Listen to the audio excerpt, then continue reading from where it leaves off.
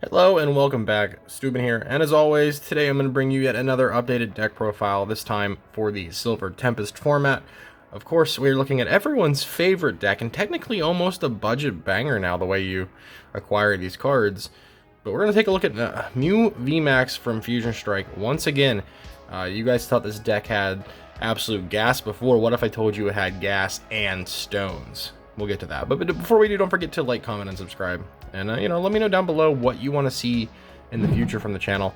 I ran a poll over on the community tab, and a lot of you guys want some tier lists and some top 10s and some comedy skits. So, you know what? Stay tuned. I'm going to try my best. But all right, let's get into it. So, yeah, we're going to rock out with some Mew action. And now this deck is easily accessible via the means of the League Battle deck. I'll put the image up right here. And their MSRP is like $29.99. You buy 2 of them, and you get a full spread. To be honest, I think you're only missing a few cards to really have this like up to snuff with this specific list when they're out of Silver Tempest. So if you've been cracking packs at pre-release, then it's even better for you. You might already have them. But we're gonna rock a 3-4 Mew, so 4-3. I said that backwards, but we have 4 of the basic V 180 HP Fusion Strike Pokemon, Psychic type, Energy Mix, and Psychic Leap. Energy Mix, search your deck for an energy card and attach it to one of your Fusion Strike Pokemon, then shuffle your deck. Doesn't happen often. It's like a desperation move. And then you've got Psychic Leap for a Psychic and colorless. It does 70 damage, and you may shuffle this Pokemon and all cards attached to it into the deck. There are some times where Psychic Leap being copied off of Cross Fusion Strike does matter for like some end gamey style loop / stall plays to keep you into the game. And of course, Mew has free retreat, absolutely huge. Looking at the VMAX, like I said, we're playing 3 copies of this, 310 HP with 2 attacks, Cross Fusion Strike. Choose one of your bench Fusion Strike Pokemon's attacks and use it as this attack. And then you've got Max Miracle for 2 Psychic, which will be fulfilled by Fusion Strike energy, of course. To do 130, and it goes through effects, so Miltank, so on and so forth. It's like a shred effect. So yeah, 4-3 Mew line, and then we're rocking 4 copies of Genesect V. 190 HP, Metal type, or Steel, depending on how you want to call it out. With the ability that it honestly makes the deck go around. Fusion Strike system. Once during your turn, you may draw cards until you have as many Pokemon, or, oh my god. What is, it's I'm recording this on a Monday, so I'm gonna chalk it up to the old case of the Mondays. But yeah, you can draw until you have up to as many Fusion Strike Pokemon you have in play. So if you have a whole an active and a full bench, you can draw your hand up until it has 6 cards in it. I don't know how I fumbled on that one. Good job. But anyways, then you've got Techno Blast for 2 metal and a colorless. It does 210, and during your next turn, this Pokemon can attack.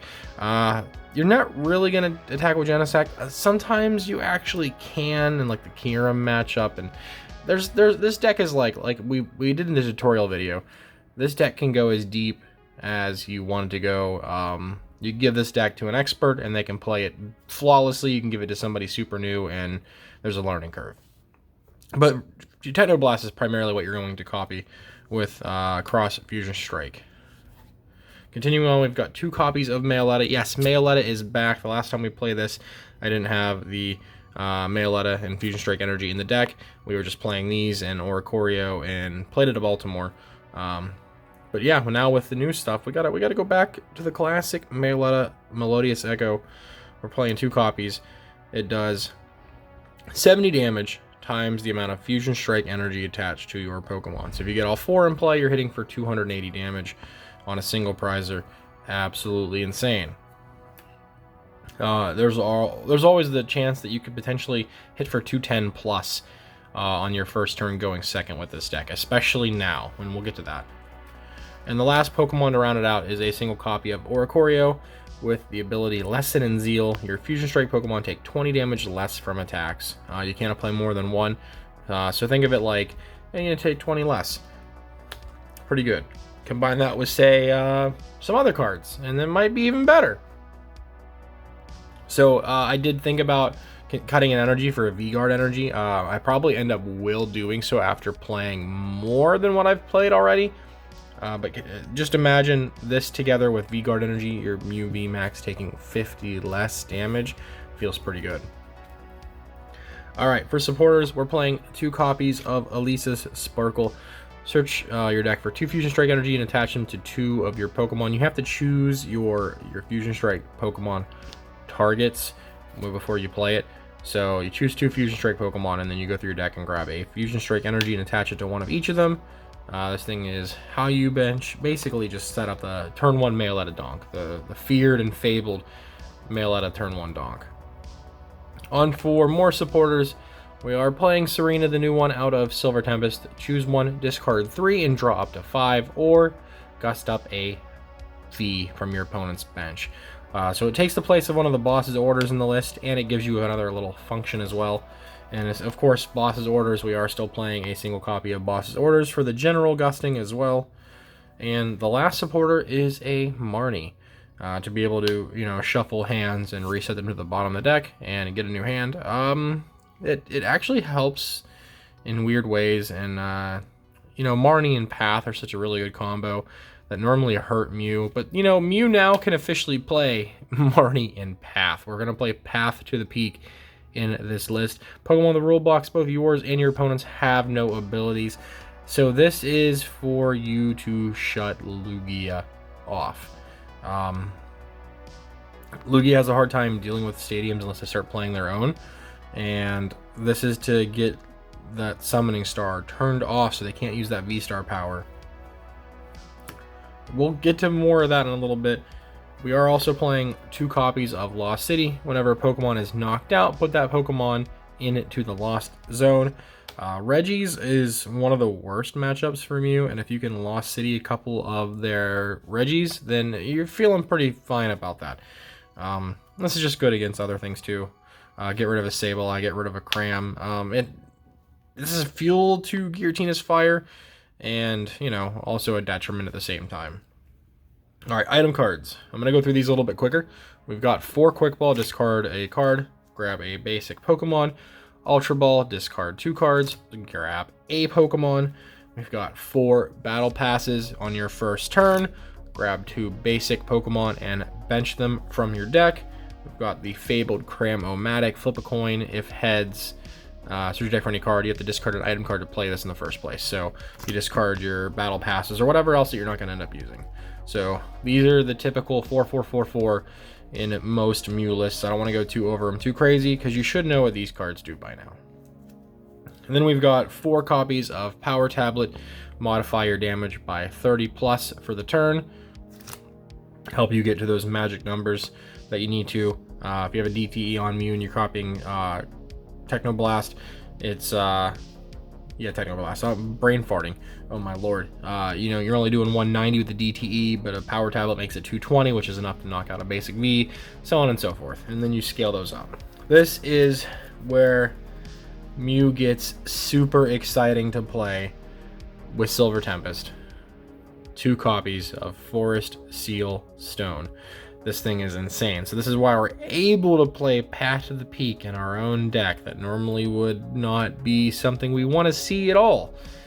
But this thing, you can attach to a Pokemon V, and it gives you a V-Star power. So yes, Mew players, get your V-Star marker out. It's about time you're finally going to use it.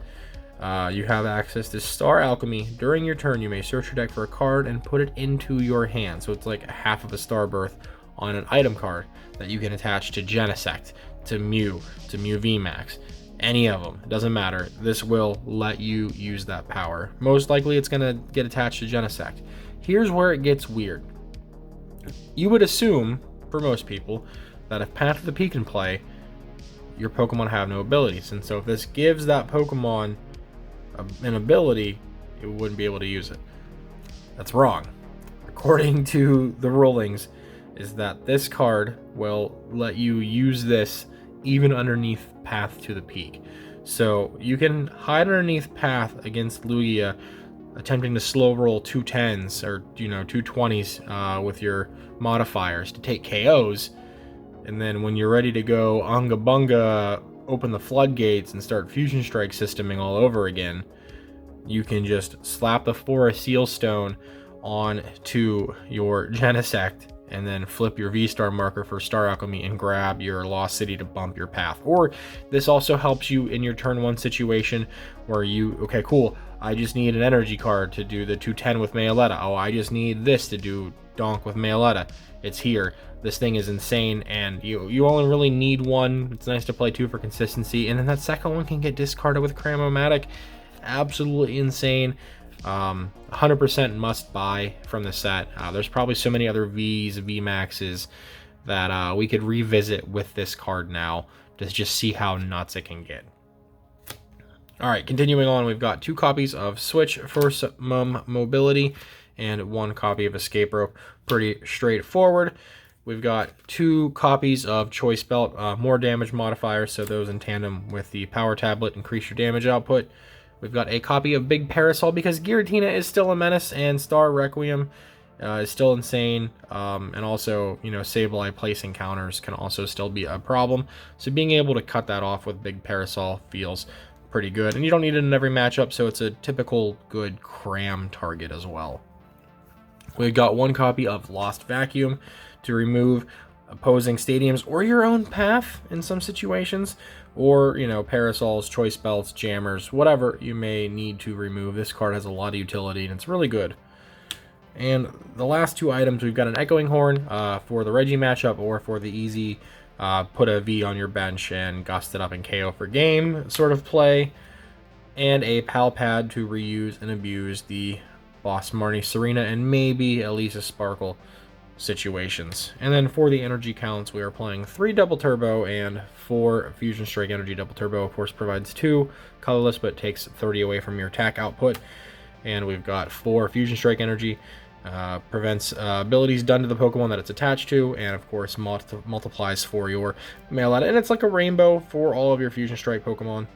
And I guess that I did consider cutting a Double Turbo for a V-Guard energy.